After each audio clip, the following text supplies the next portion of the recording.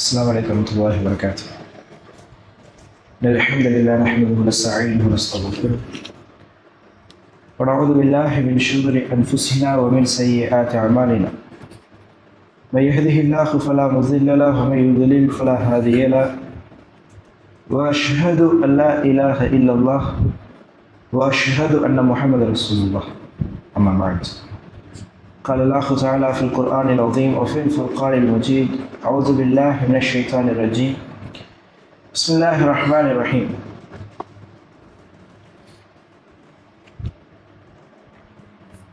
لا تتخذ المؤمنين الكافرين أولياء من دون المؤمنين ومن يفعل ذلك فليس من الله في شيء إلا أن تتقوا منهم تقاتا ويحذركم الله نفسه وإلى الله المصير.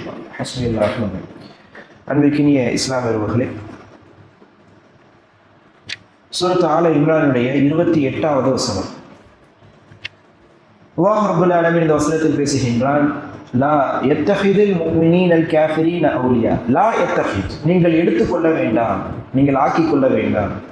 அல் முஃமினீன, முஃமின்கள் ஆக்கிக்கொள்ள வேண்டாம். அல் காஃபிரீன, காஃபிர்களை அவுலியா, நண்பர்களாக உற்ற நேசர்களாக ஆக்கிக்கொள்ள வேண்டாம். மின் தூனில் முஃமினீன், மூமின்கள் அல்லாத காஃபிர்களை, இறை மறுப்பாளர்களை, நயவஞ்சகர்களை முஸ்லிம்களாக இருக்கக்கூடிய முஃமின்களாக இருக்கக்கூடியவர்கள் உற்ற நேசர்களாக ஆக்கிக்கொள்ள வேண்டாம். வமை யஃபஅல் ஸாலிக், எவர்கள் அப்படி செய்கிறார்களோ ஃபலைஸ மினல்லாஹி ஃபீ ஷை, அவர்களுக்கும் அல்லாஹ்விற்கும் எந்த விதமான தேவையோ எந்த விதமான தொடர்போ சம்மந்தமோ இல்லை. அவர்களுக்கும் அல்லாஹ்விற்கும் என்ன கிடையாது, சம்மந்தம் கிடையாது. ஒரு முஸ்லீம் என்று சொன்னால் அவர்கள் ஒரு முஸ்லீமிற்கும் இறைவனுக்கும் ஒரு தொடர்பு உண்டு.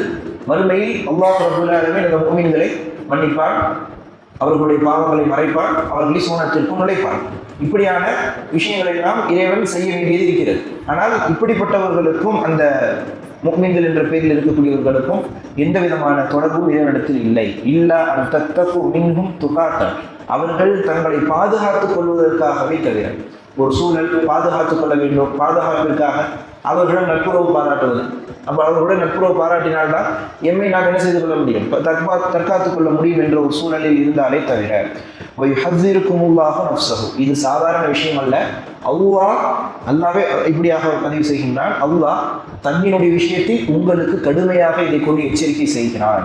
இலல்லாஹி மஸீர், மேலும் இறைவனின் பக்கமே நீங்கள் அனைவரும் மீட்டப்பட இருக்கிறீர்கள், திரும்பி அழைக்கப்பட இருக்கிறீர்கள் என்பதாக அல்லாஹ் ரப்பல் ஆலமீன் இந்த வசனத்தை நிறைவு செய்வதை நாம் பார்க்கிறோம். அன்பிற்கினிய இஸ்லாமியர்கள், இந்த வசனம் முஃமின்கள் இறை மறுப்பாளர்களிடத்தில் அவர்கள் கொள்ளக்கூடிய தோழமை, நட்புறவு சம்பந்தமாக எச்சரிக்கை செய்யக்கூடிய ஒரு வசனம். இந்த வசனத்தை நேரடியாக படித்துவிட்டு ஒரு முஸ்லீம், ஒரு முஃமின் இறை மறுப்பாளர்களிடத்தில் நட்புறவை வைத்துக் கொள்ளக்கூடாதா என்று கேட்டால் அப்படி அல்ல. நட்புறவுகள் வைத்துக் கொள்ளலாம்.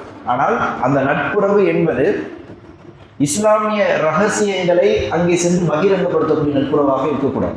இங்கே நடக்கக்கூடிய ஒரு விஷயத்தை முஃமின்களுக்கு, இஸ்லாத்திற்கு, மார்க்கத்திற்கு எதிரான ஒரு விஷயமாக அவர்களுடைய நட்புறவு என்பது ஆகிவிடக்கூடாது. அதுக்கு உதவி செய்யக்கூடியவைகளாக இந்த நட்புறவு ஆகிவிடக்கூடாது என்பதை கடுமையாக எச்சரிக்கை செய்யக்கூடிய வசனம் தான் இந்த சூரத் ஆல இம்ரானுடைய 28வது வசனம். இந்த வசனம் எப்பொழுது அருளப்பட்டது என்பது சம்பந்தமாக இமாம் இப்னு கஸீர் ரஹ்மத்துல்லாஹி அவர்கள் பதிவு செய்கிறார்கள்.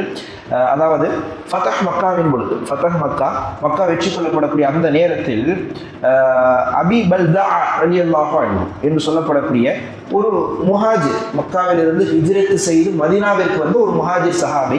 அந்த சஹாபி மக்காவினுடைய வெற்றியின் பொழுது நபிகள் நாயகம் ஸல்லல்லாஹு அலைஹி வஸல்லம் அவர்கள் மக்காவிற்காக ஆயத்தமாகிக் கொண்டிருக்கிறார். அப்போ மக்காவிற்காக தயாராகி கொண்டிருக்கும் பொழுது அப்போ இந்த அபி பல்தா என்று சொல்லப்படக்கூடிய இந்த சஹாபி என்ன செய்கிறார்கள் என்று சொன்னால், அங்கே மக்காவில் இருக்கக்கூடிய அவர்களுடைய நண்பர்களுக்கு இவ்வாறாக இறைத்தூதர் ஸல்லல்லாஹு அலைஹி வஸல்லம் அவர்கள் இந்த தேதியில் கிளம்புகிறார்கள், மக்காவை வெற்றி கொள்வதற்காக, மக்காவினுடைய ஆட்சியை பிடிப்பதற்காக இத்தனை நபர்களோடு வருகிறார்கள், இங்கே இவ்வளவு ஆயுதங்கள் தயார் செய்யப்பட்டிருக்கிறது, இன்னென்ன பொருட்களை எல்லாம் இவர்கள் எடுத்து வருகிறார்கள், உங்களுடைய பாதுகாப்பை நீங்கள் உறுதி செய்து கொள்ளுங்கள் என்பதாக சொல்லி இந்த அபி பல்தா ரலியல்லாஹு அன்ஹு அவர்கள் என்ன செய்கின்றார்கள் என்று சொன்னால் மக்காவிற்கு கடிதம் எழுதுகிறார்கள்.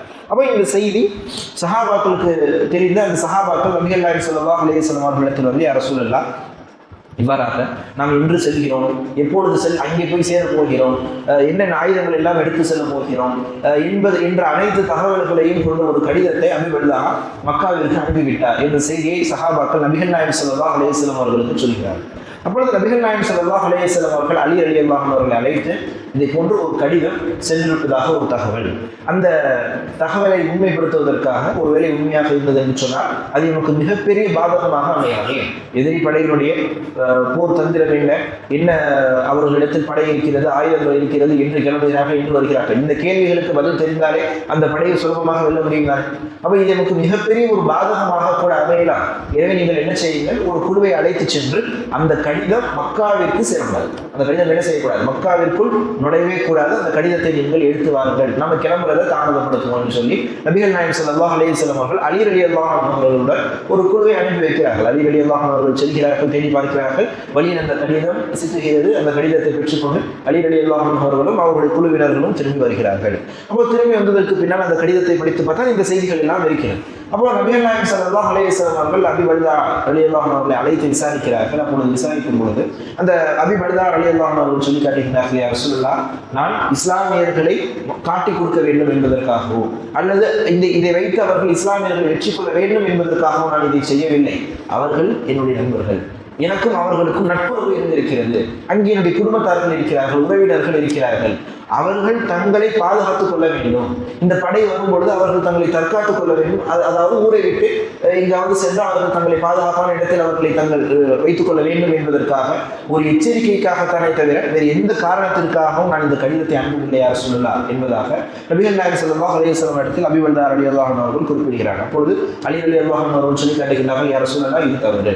இஸ்லாமிய படையில் இருக்கக்கூடிய ரகசியங்களை இவர் காஃபிர்களுக்கு மக்காவிற்கு இவர் அனுப்பி இருக்கிறார். இது தவறு. கண்டிப்பாக நாம் என்ன செய்யக்கூடாது, இவரை விட்டுவிடக்கூடாது, தண்டித்தே ஆக வேண்டும் என்று அலி ரலியல்லாஹு அன்ஹு அவர்கள் நபிகள் நாயகம் ஸல்லல்லாஹு அலைஹி வஸல்லம் இடத்தில் குறிப்பிடுகிறார்கள். அப்பொழுது நபிகள் நாயகம் ஸல்லல்லாஹு அலைஹி வஸல்லம் அவர்கள் சொல்லி காட்டுகிறார்கள், யா அலி, அவர் நான் வேண்டும் என்றே செய்யவில்லை, விவரம் இல்லாமல் செய்துவிட்டேன். இதை கொண்டு என்ன பாதகம் ஏற்படும் என்று எனக்கு தெரியாது.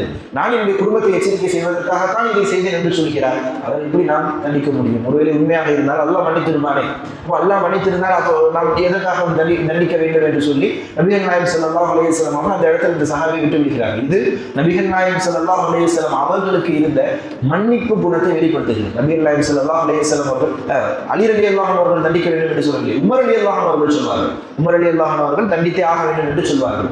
அப்போ நபிகள் நாயகம் ஸல்லல்லாஹு அலைஹி வஸல்லம் அவர்கள் தண்டிக்க வேண்டாம் என்று சொல்வார்கள். இப்படித்தான் நபிகள் நாயகம் ஸல்லல்லாஹு அலைஹி வஸல்லம் அவர்கள் பல நிலைகளில் எந்த இடத்தில் மன்னிப்பதற்கான சூழலும் வாய்ப்பும் இருக்கிறதோ அப்படியான சூழலில் மன்னிப்பதைத்தான் நபிகள் நாயகம் ஸல்லல்லாஹு அலைஹி வஸல்லம் அவர்கள் விரும்பியிருக்கிறார்கள். சில தருணங்களில் அதை எதை மன்னித்து விட்டுவிட்டால், அதற்கு தண்டனை கொடுக்காமல் விட்டுவிட்டால் அது பெரிய ஒரு பாதகத்தை ஏற்படுத்தும் என்பதை நபிகள் நாயகம் ஸல்லல்லாஹு அலைஹி வஸல்லம் அவர்களுக்கு இறைவன் உணர்த்தினாரோ அந்த இடத்தில் நபிகள் நாயகம் ஸல்லல்லாஹு அலைஹி வஸல்லம் அவர்கள் தண்டிக்கவும் செய்திருக்கிறார்கள், தண்டனை கொடுக்கவும் செய்திருக்கிறார்கள்.